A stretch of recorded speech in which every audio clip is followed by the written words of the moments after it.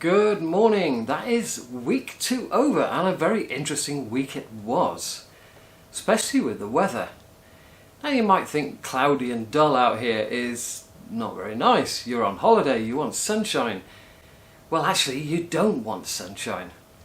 It's sunny today. This is the second Saturday and there's a bit of cloud out there, but there's also belting sun. I've just been out all morning doing my Christmas shopping.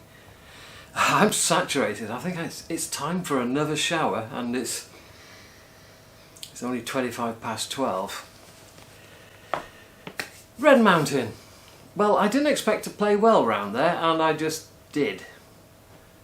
Not going to question why. It just happened. It's not the golf course that you expect to do well on, because it's so tight in places, and the greens have got a huge amount of slope on them and grain, and they're fast. But I had a decent caddy and she got me round all right. I think one or two of the tees were a little forward, and I think there was an extra bunker that I don't remember, so I'm going to have a quick look on Google Earth later to see if it's brand new or whether it's always been there. Katatong. Amazing drive through the mountains. What you get out here is lumps of limestone just tearing out of the ground, out of a flat landscape. You get this. It's hard to describe, and unfortunately the camera was in the boot of the car, so I couldn't record it for you. And then the golf course itself. Now, I've spoken to my mate Neville, and he says what you want to do is to cancel one of your rounds and go back for a second round. Now, it was 2 hours 10 minutes there, and it was about 3 hours 10 minutes back. The traffic at that time of the evening, after dark, coming into Patong is absolute madness. In fact, with about 4.5–5 miles to go, I said, oh, there's a 7-Eleven there. I'll nip out and get a drink. Do you want anything? Iced coffee? Okie dokie. So I got out the car and I walked up 50 yards to the 7-Eleven, got a couple of drinks, walked back, and it moved about 20 yards in the time it took me to do that. And there was an excursion I was going to go on, but I'm not going on it this weekend simply because of that time. See, if you're in a taxi on your own, you can do what you like. So it was very easy for me to get out the car and go for a little walk to get a drink. If I want to stop for the toilet, I can stop for the toilet. If the driver needs to stop for the toilet, they can stop for the toilet. If you see a temple on the side of the road and you're just driving along and you just say, stop here, 20 minutes. And he'll stop for you, and you go have a quick glance around the temple and at the Buddha and come back again. But if you're on an excursion in a minibus and you're shoulder to shoulder with a lot of sweaty people and you're stuck in that traffic for an hour trying to get into Patong, well, you just can't do as you please. You're on everybody else's schedule. It's a bit like that when you're playing golf. That second round at Laguna, where I was with 2 people, we had slow groups in front, and all I wanted to do was stay out the way. I couldn't put the camera where I wanted to, because it would be in somebody else's way. And to get out the way, all of these that I just backhanded or picked up or whatever. So kind of like my actual scoring on the day was kind of like ruined, and that's why I do YouTube on my own, really. It allows me to wander around a green, put the camera where I want, and have a look at the break over a 40-foot putt. I can see it. Now, I was going to make a lot of what I would call Tuesday short videos here, and it's just not happening. I've got it into the driver's head to come to the hotel early. I get up early, I have my breakfast early, we get away early, you get to the golf course early, and then you kind of like get shuffled off to the 1st or the 10th tee early. So your warm-up disappears. Your opportunity to make a short video disappears.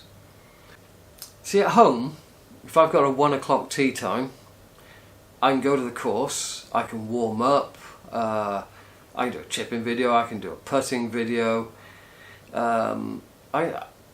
any number of short little videos. I can even make a short video in the middle of my 18-hole video. Out here, you're out of control over what you can and can't do, sadly. So going back to Katatong, talking to Neville, he says, you want to go back and play it again. It was so amazing, you need to play it again. And I would do that and put up with the traffic. What I don't want to do is to go out there, hit it in the water 3 times, shoot 10 strokes worse, and come away with a bad memory. I've got a very good memory of that golf course. I know I didn't par the last, but driving over that vast lake was a huge amount of fun. And I wouldn't want to go back and knob one in the water and spoil that memory, or miss the 10th green and spoil that memory. I mean, I put 2 balls on it. First one was thin, second one was flushed. So the first one was way down the front near the water because it was a bit thin, it didn't go far enough. And the second one was sort of like pin high left. It was the putt was about 1/3 of the distance. So I wouldn't want to go back and just mess it up and go, oh God, I've gone all this way and I've shot 88. Second round at Aquila. Now I was going to warm up there, but I basically got sent straight to the first tee. So what do? You hit a hard pull off the first. Took a little time to find the ball. There was all that long grass, and we were searching amongst the long grass, and I'm thinking, okay, a penalty drop isn't that bad to start with. And then the caddy found the ball, and I don't know if you'd noticed, I probably said it in the video, these stake trees. So instead of a tree with a stake, it's a tree with these monster legs as a stake. And I was sat in the middle of that. So okay, nearest point of relief, plus a club length, I'm out in the open. Then I fat it, then I think I hit it in the bunker. Talking of the bunker, when you step in the bunker, your foot just sinks. Tons of sand. And you think, okay, how am I going to play this with tons of sand? And you think, right, the thing to do is to lay open the sand wedge, get as much bounce as you can on it, because the club's going to disappear into this deep sand. And it just didn't. It kind of like bounced off. So although my feet were sinking into it, I couldn't get the sand wedge into it. And that's one of the difficulties out here in Thailand. You know, the pitching is more awkward, the grass is more awkward, the chipping is more awkward, simply because of the type of grass. But sometimes the bunkers are more awkward as well. As I say, the club just bounced. So instead of entering the sand, I actually shanked it. If you enter the sand correctly, you don't shank. And then on, I think the next time I went in the bunker, I then hit it with a square face and dug in. That's the correct way of doing it. And then on 18, I'd forgotten that. On 18, I laid the face open, club bounced off the sand into the ball, bit of a shank, sideways. And what a rather good putt to finish.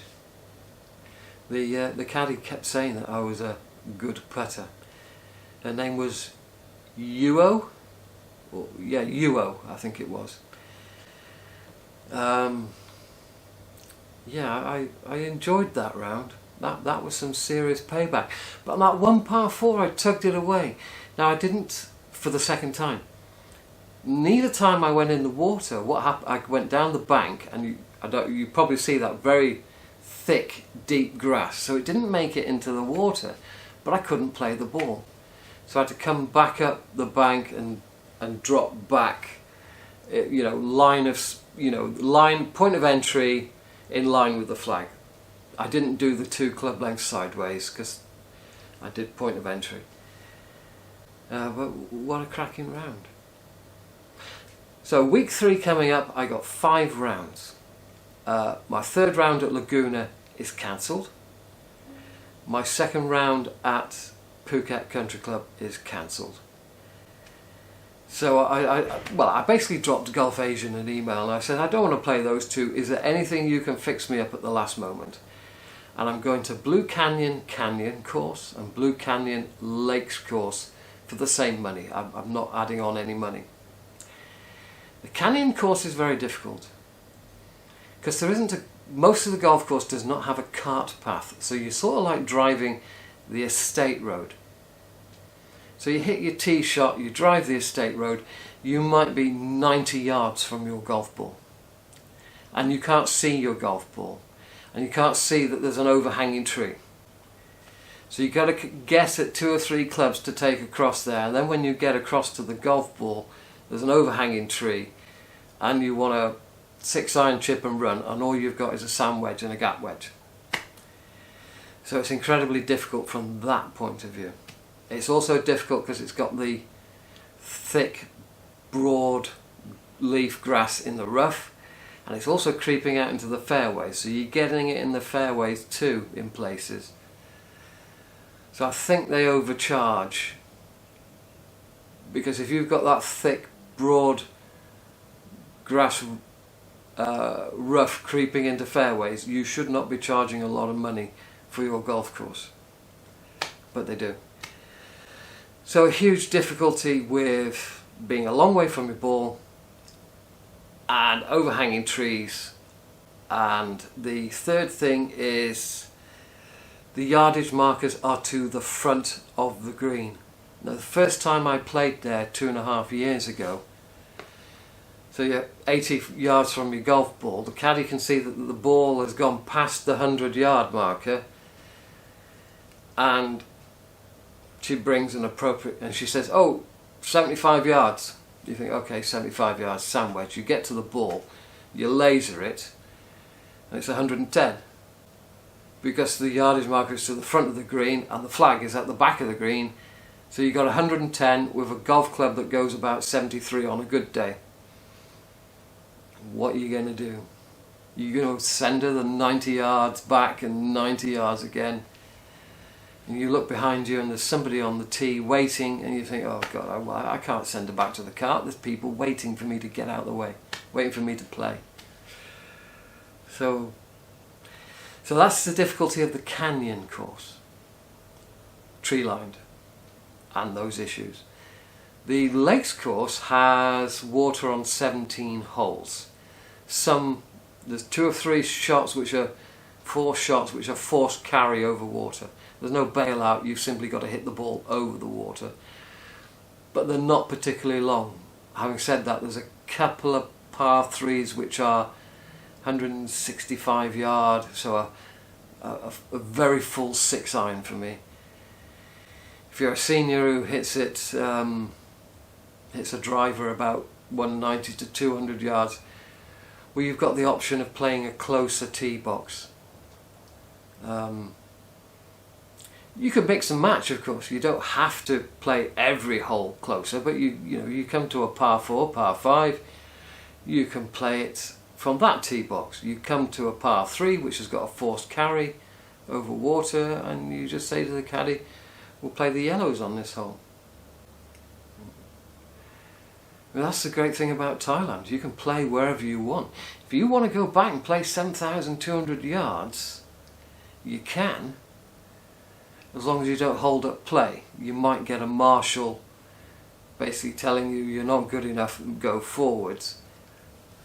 But you can play anything from, say, 4,800 to 7,200 yards.